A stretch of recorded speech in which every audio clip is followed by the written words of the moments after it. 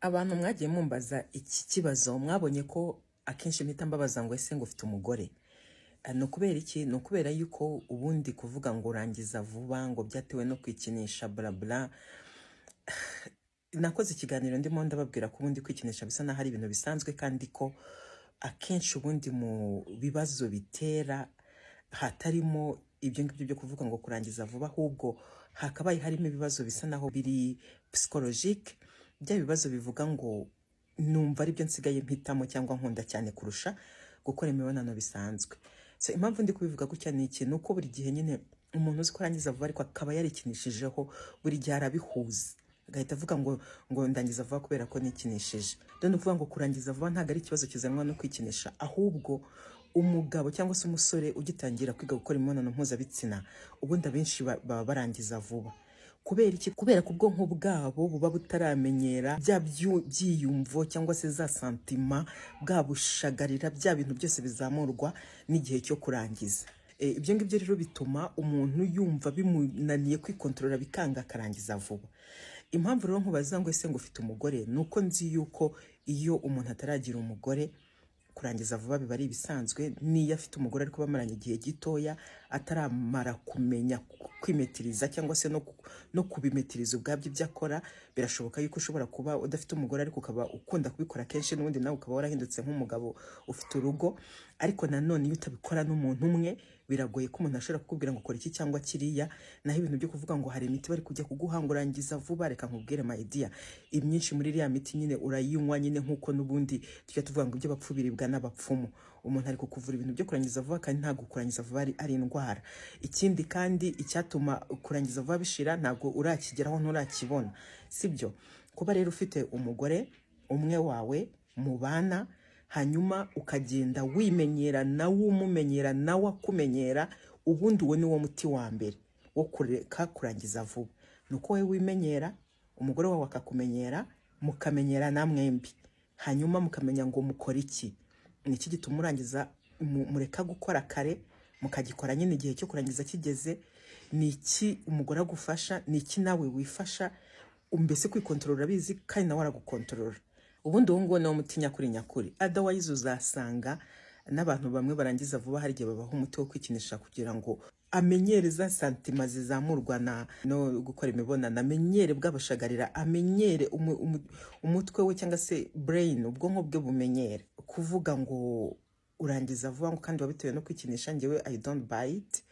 Ikindi kandi kugira ngo nkubwire ngo kora tekiniki zinizi zo kurikiraho kurangiza vuba kandi nta mugore ugira, I can't, kuko ntabwo bikunda.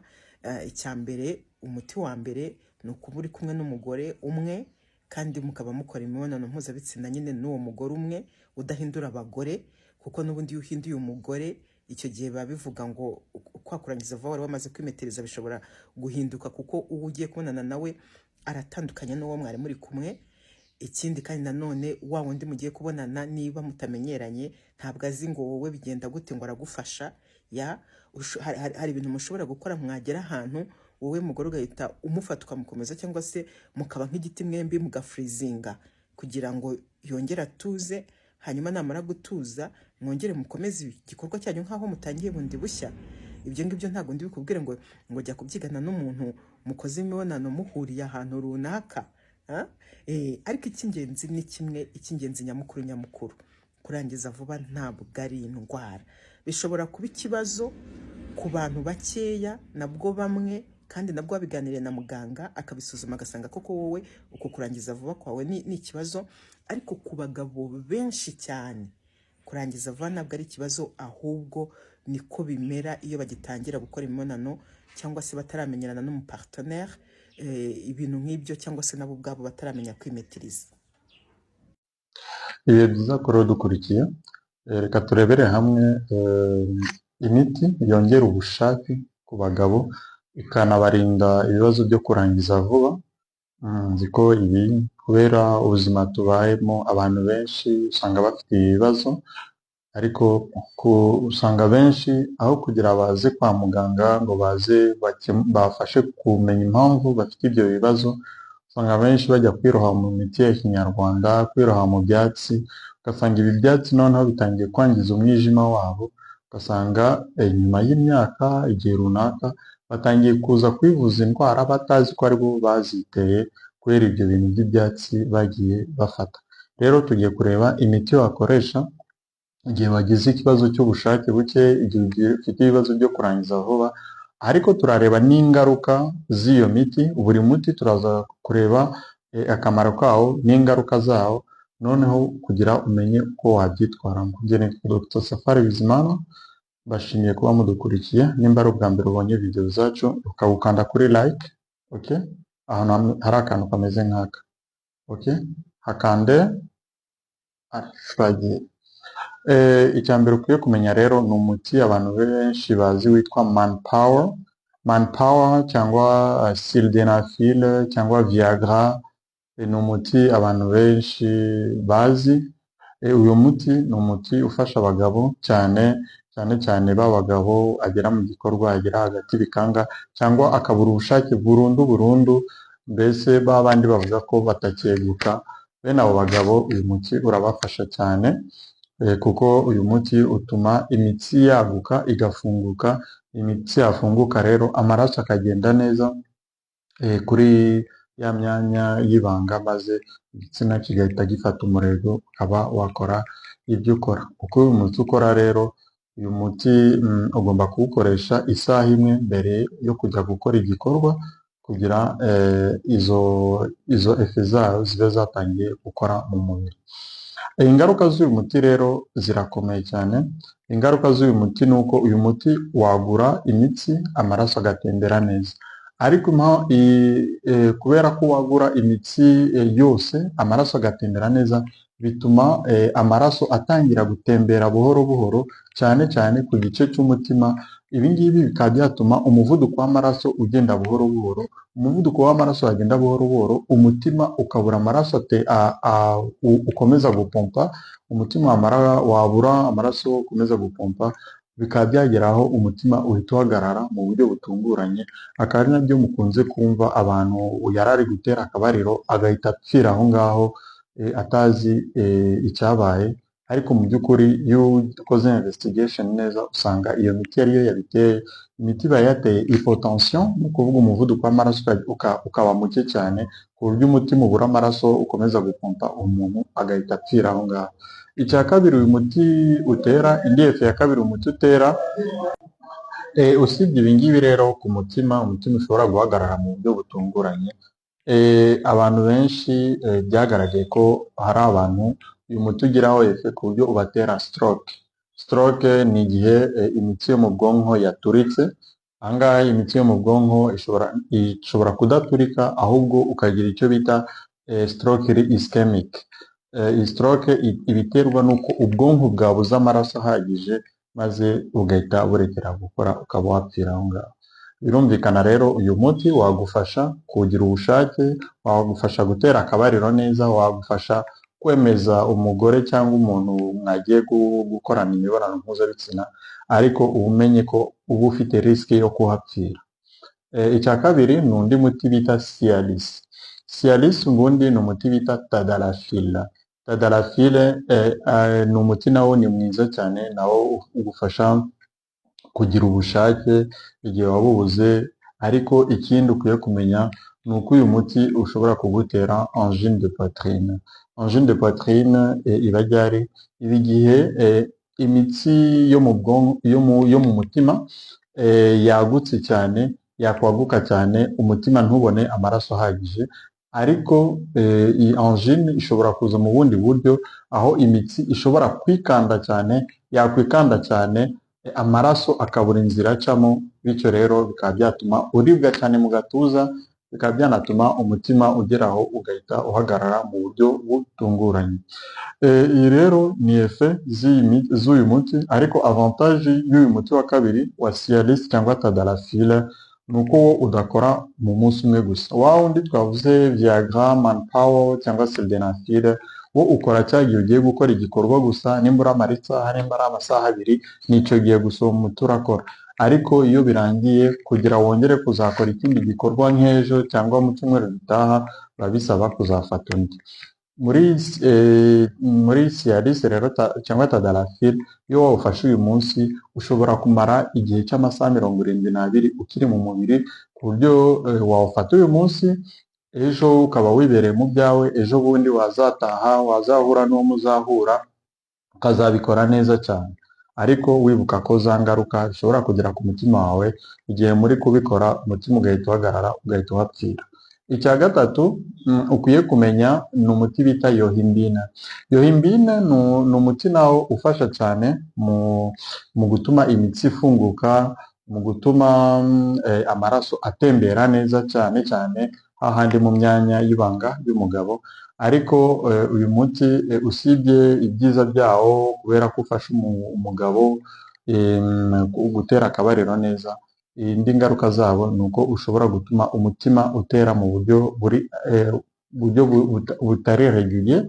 Uburyo butari regulier tuvuga ngaha, umutima mu busanzwe utera hagati ya 65 na 75 buri munota, rimwe kabiri gatatu niko umutima uba utera kugeza kuri 75 nk'ibyo. Rero uyu muti wa yohimbine iyo uwufashe ushobora gutuma umutima utera wihuta, rimwe ugatera wihuta ukongera ugatera buhoro buhoro, ugatera wihuta ugatera buhoro buhoro, bikaba byagera aho umutima uhita uhagarara ugahita upfira aho ngaho. Ikindi ni uko kuri uyu muti wa yohimbine ku bantu barwaye umuvuduko w'amaraso ntabwo wemewe. Impamvu ni uko ku muntu urwaye umuvuduko w'amaraso iyo wanyoye umuti wa yohimbine uhita umwongerera umuvuduko w'amaraso agahita agira stroke, agahita ahapfira. Iyo rero ni imiti abantu bakunze gukoresha yo kubongerera ubushake, ni n'imiti usanga abajene bakunze gukoresha ariko batazi izi ngaruka zose navuze, ariho usanga abajene benshi yagiye gukodesha loge, yagiye gukodesha akabari, yagiye gukodesha ibiki, yajyanyemo n'umukobwa, ukaza kumva ngo umuhungu cyangwa umugabo yapfiriye muri loge, yapfiriye hehe? Kubera gufata iyi miti, kubera za ngaruka zose navuze. Indi miti rero twabona aha ngaha ni imiti bita copivitamine.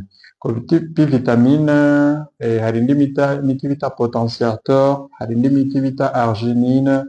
Iyi miti yose ni imiti ifasha umubiri gukora imisemburo ya testosterone. Imisemburo ya testosterone yakorwa, ibi ngibi bikaba byagufasha gutera akabariro neza. Usibye vitamine hari ibindi wakoresha rero bitari ibintu by'imiti. Wafata ubuki ukabuvanga na tangawizi. Ubuki rero iyo ubufashe hamwe na tangawizi bishobora kugufasha, kuko ubuki ubwabo butuma umubiri ukora umusemburo wa testosterone, noneho ya tangawizi ikaba yafungura imitsi, bikaba byatuma utera akabariro neza. Ibindi wakoresha tungurusumu ukayivanga n'ubuki. Ibi ngibi wafata ikiyiko cy'ubuki, tungurusumu 5 ukazishyira mu mazi y'akazuyazi cyangwa amazi yashyushye, ukabinywa mu gihe cy'umunsi wose, iminsi 2-3, maze bikagenda neza. Ibi ngibi rero ni ibintu byagufasha cyane kandi wenda bitagira ingaruka cyane bitandukanye na bya bindi by'imiti twavugaga ngaha. Ibindi navuga ni maka yo ni imiti idakunze kuba mu Rwanda, ariko hari undi muti bita ginseng. Iyi ginseng ni imiti nayo ikunze kubaho, ariko yo ituma umuntu abura ibitotsi. Imiti rero ni imiti ishobora kugufasha igihe wabuze ubushake, igihe ufite ibibazo byo kurangiza vuba, ikaba yagufasha rwose ibyo bibazo bigahita birangira, ariko ukajya kuyikoresha wamaze kumva za ngaruka ukanazirengera igihe waba ugiye gufata iyo miti. Tukaba tugushimiye kuba wadukurikiye kugeza aha, twongera kukwibutsa gukanda kuri like no kuri subscribe. Nawe utaha, bye. Abagabo 5 barangiza vuba. Berekimasi umunota umwe. Uwa kabiri Gashugi we rwose mugitangira ahita akubwira akasoje. Uwa gatatu Karasira ni ukuzimya buji. Uwa kane mupenzi abantu bose bitwa wa mupenzi nta kigenda. Uwa gatanu mbona nibeshye, ariko nawe nibyo bari abagabo bose ubona bitwa ba Eric Eric habe we ko hari umugabo usanga sinzi ukuntu umutwe wabo haba hameze mana yanjye ukarangiza ukongera ukabyihingamo ukarangiza ko kumwishuri atararangiza se ubu utarijewe nimba urangije rimwe urangiza kabiri ukangiza gatatu nibyo mu bwato hari umugore urongorwa akavuga ati mama we mana yanjye mana ku buryo ashaka kumara ibyumweru bingahe atarongera kugira icyo cyumva noneho hari umugabo wavuze ati ngewe buriya muzancunge neza iyo narongoye umugore wanjye ararwara ati mujye mumucunga ko kundi abyuka agashyira agasambi hari ako kazi uti buriya mba narayimurongoye abo bagabo babaho ugasanga arakurongora ukavuga ati uyu munsi ndapfa nta kintu waza umubwira akakurongora amazi akayakumara munsi ugasigara wumye urimo wumye n'imbaraga zagushizemo burundu babaho gusa uwo mugabo ikintu ukwiye kumukorera mu mugore Ibi byiza ko dukurikiye muri video reka turebere hamwe ibinyobwa umuntu wese yaba umugabo cyangwa umugore ashobora gukoresha mu buryo bwo kwivura indwara zitandukanye zaba indwara z'umwijima ibibazo byo kurangiza vuba byo kubura ubushake igihe cyo gutera akabariro kuribwa umutwe cyane ibintu byo kumva udafite imbaraga kumva uri kuribwa ingingo n'ibindi byinshi bisaba rero ko ukurikira iyi video ukayumva kugeza irangiye kugira ibi byose ugenda ubyumva turavuga imvange uko wavanga ibyo binyobwa birindwi genda wumva nyine bitewe n'ikibazo uraba ufite njye nitwa Dr Safari Bizimana mbashimiye kuba mudukurikiye nimba ari ubwa mbere ubonye video zacu rero ukagukanda kuri subscribe munsi ya video kandi no kuri like n'akantu kameze nk'aka maze dukomeze icyambere rero dukwiye kumenya nuko hari ibinyobwa byinshi ushobora gukoresha kandi bikagufasha mu buzima bwa buri munsi usanga nyine abantu babizi babikoresha ariko hari abantu benshi baba batabizi cyangwa bakabikoresha batazi akamaro kabyo iyo utazi rero akamaro k'ikintu akenshi ugikoresha nabi ukagikoresha mu buryo butari bwo ugasanga za nyungu wakagombye kubonamo ntuzibone neza so icyambere rero dukwiye kumenya ni ukuvanga tangawize na turmeric n'indimu tangawize turmeric n'indimu tangawize turmeric n'indimu ahangaha turabizi tangawize ibamo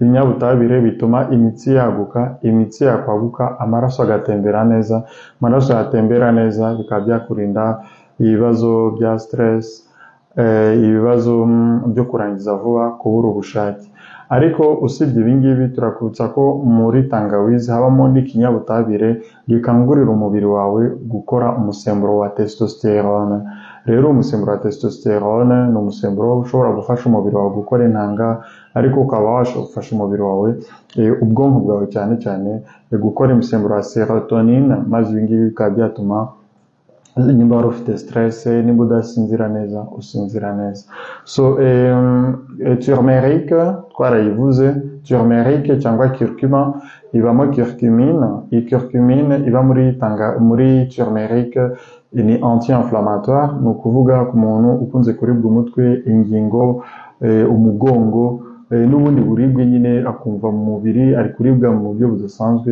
iyi turmeric uyivanze na tangawize ukongeraho indimu ibamo vitamine C nyinshi ibingibi byagufasha rwose kwirinda ibibazo byo kurangiza vuba ibibazo byo kuribwa umutwe n'ibindi gusa turakwibutsa ko usibye ibingibi turakwibutsa ko iyo vitamine C iba nyinshi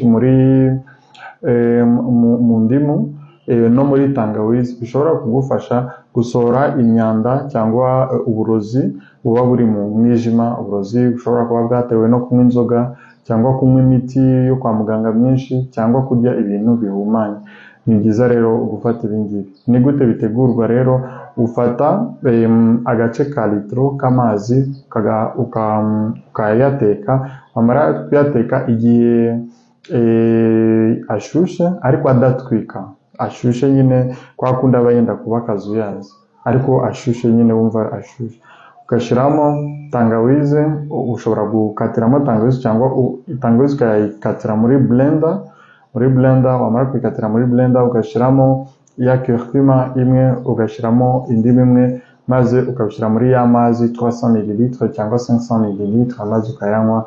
Ibi ngibi byagufasha kwirinda ibyo bibazo byo guhora urangiza vuba. Ikindi dukwiye kumenya ni fenugrec na cannelle n'ubuki. Fenugrec, cannelle, ubuki. Iyo fenugrec turabizi ko ibamo ibinyabutabire byitwa saponine. Iyi saponine ituma abagabo bagira ubushake. Nimba wari umugabo utagira ubushake ukaba watashe mu rugo wumva umugore akagukandakanda hose, akagukora hose bikanga, cyangwa ugakora kamwe gusa n'amasegonda 2 bigahita birangira, umugore akakwifuza bikanga, uzafate fenugrec, ibamo saponine. Iyi saponine yagufasha, ariko ukavangamo n'ubuki na cannelle. Cannelle ni cinnamon. Ubuki rero ubustinga umubiri wawe, ugakora testosterone, na ya saponine igakangurira umubiri wawe, ariko ibi byose bikorera hamwe mu kugabanyiriza stress, gutuma amaraso atembera neza, bikaba byakurinda ibibazo byo gurangiza vuba kandi atari ngombwa. Ikindi dukwiye kumenya usibye ibi ngibi ni icyo bita ortie. Ni igisura gisanzwe, ntukangwe n'amazina. Ni igisura, ugafata ortie, igisura, ugafata tangawize, ugafata icyatsi cyitwa hibiscus.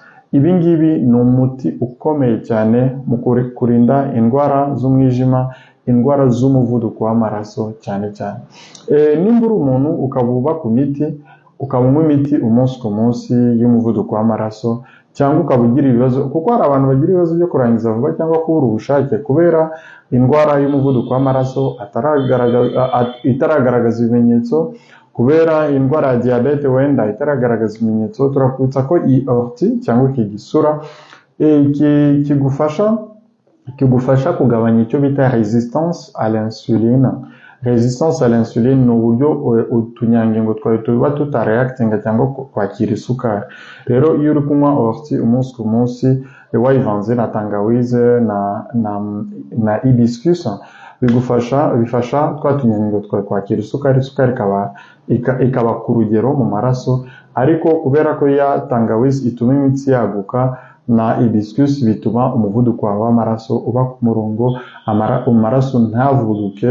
Ibi ngibi bikaba byakurinda izindi ngaruka zose. Ubitegura gute rero? Ufata igisura, ushobora gufata ibyatsi 2, ariko nk'uko ushobora kujya kugura igisura bamaze gusya cyavuyemo ifu. Iyi fu rero ushobora gufata ikiyiko kimwe, ugafata na tangawize imwe, ugafata na hibiscus, ibyatsi bya hibiscus cyangwa ifu ya hibiscus, maze ukabishyira mu mazi agatogota mu gihe cy'iminota 10. Nyuma y'iminota 10 maze ugategereza bakazuyaza ukayanywa. Ibi ngibi biragufasha cyane. Ikindi twavuga ngaha, indi mvange twavuga ngaha ni romarin na thym na eucalyptus. Eucalyptus ni ibyatsi cyangwa ibibabi by'igiti cya eucalyptus. Iyi romarin twarabisobanuye ko ifasha umuntu ukunze kugira ibibazo byo kwibagirwa, umuntu udasinzira neza, umuntu ugira ibibazo byo kurangiza vuba kubera stress, umuntu ugira ibibazo by'umutima udakora neza, cyangwa umutima uhora uhuzagurika utera cyane. Ibi byagufasha. Thym nayo igufasha kuko ikurinda microbe, kuko thym ni antimicrobian ikomeye. Na eucalyptus ifungura imyanya y'ubuhumekero ku bantu bagira ibibazo by'amasinusite, guhora arwara ibicurane, guhora arwara inkorora. Iyo uvanze ibi ngibi biragufasha cyane. Ibyo bibazo byawe byo guhora ukorora, byo guhora wumva amazuru yafunganye, bigahita birangira. Ikindi twakubwira ahangaha ni clou de girofle. Ufata clou de girofle ukayivanga na poivre noir. Clou de girofle turabizi ko ibamo eugenol. Eugenol iba muri clou de girofle, ishobora kugufasha nimba ugira stress igatuma urangiza vuba, nimba ugira stress igatuma udasinzira neza, nimba hari ibindi bibazo ufite bituma ubuzima bwawe butagenda neza, vanga clou de girofle uvange na poivre noir, bizagufasha ibyo bibazo byawe bizahita birangira. Ikindi twavuga ngaha ni ukuvanga tungurusumu ukayivanga n'indimu ukavanga n'ubuki. Ibi ngibi ubikoresheje ibyo bibazo byo kurangiza vuba, ibyo bibazo byo kubura ubushake, hangaha ni kubura ubushake haba ku bagore haba ku bagabo, ibibazo bihita birangira ako kanya, kuko yaba tungurusumu ibamo ibinyabutabire bituma imitsi yaguka, yaba indimu ibamo vitamine C ituma umubiri wawe ukora neza, ubuki ku bagore utuma umubiri w'umugore ukora imisemburo ya estrogene ikamwongerera ubushake, ariko ku mugabo ituma umusemburo wa testosterone ukorwa, bigatuma ubushake buza ugakora ibyo ukora neza.